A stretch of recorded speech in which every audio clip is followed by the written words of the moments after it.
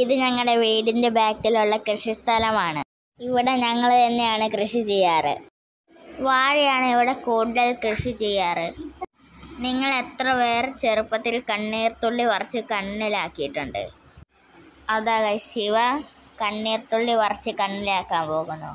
മഴക്കാലത്ത് ഞങ്ങളുടെ നാട്ടിൽ ഇത് ഇഷ്ടം പോലെ കിട്ടാറുണ്ട്. വേനൽക്കാലത്ത് ഇത് കാണാറില്ല. കണ്ണിലാക്കിയാൽ നല്ല തണുപ്പാണ്.